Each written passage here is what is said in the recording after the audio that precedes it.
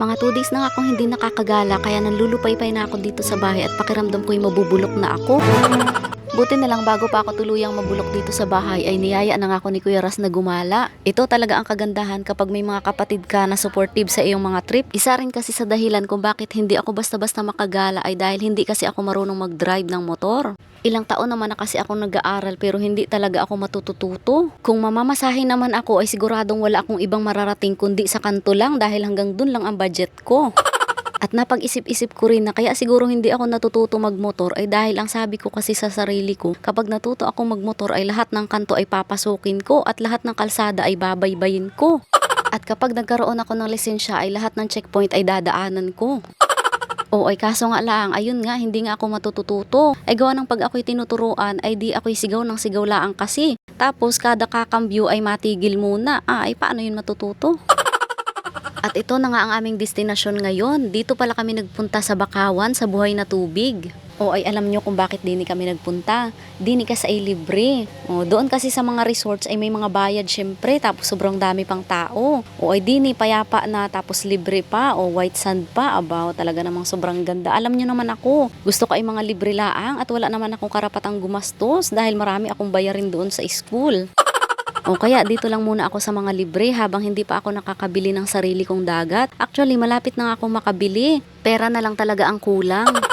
At ito nga, syempre dahil nandito tayo sa nature ay di sobrang ligaya na naman ang aking puso. Oo, paborito ko kasi talaga ang dagat at bundok. Pag nasa nature kasi ako ay pakiramdam ko'y at home baga ako. Kaya inaisip ko rin ay dati siguro akong kulisap or bangus. O at ayan na nga, syempre nagpa-picture talaga ako dito kay Kuya Ras. O alam na kasi niya yan sa sarili niya at tanggap niya na yan na pag ako ang kasama niya at nasa nature tapos maganda ang suot ko ay talagang siya ay magiging photographer. Dahil gusto ko kasi na nagpapa-picture ako sa nature. Nagpa-practice kasi ako ng mga posing para kapag ka nakabili na ako ng sarili kong dagat at bundok ay alam ko na ang mga posing ko. O at ito na nga ang rason kung bakit mahilig ako magpa-picture. Gawa nung bata pa baga ako ay makadalwa ang aking picture. O isa ay nung baby pa ako, tapos isa ay nung medyo malaki na ako, tapos doon sa picture na yun ay tabingi pa ang short ko. Tapos hindi pa man laang nakangiti. Tingnan nyo at apakita ko sa inyo.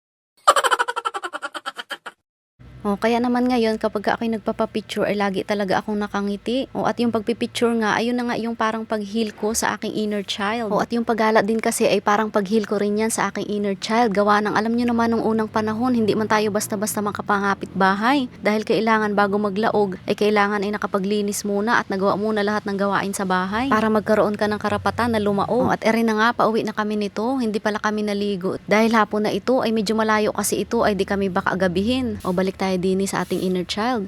O, kasi nung bata pa kasi kami ay wala kasi kami sariling TV kaya nakikinood lang kami sa aming mga pinsan na kapitbahay na may TV. Pero pagbalik namin ay siguradong kami may palo.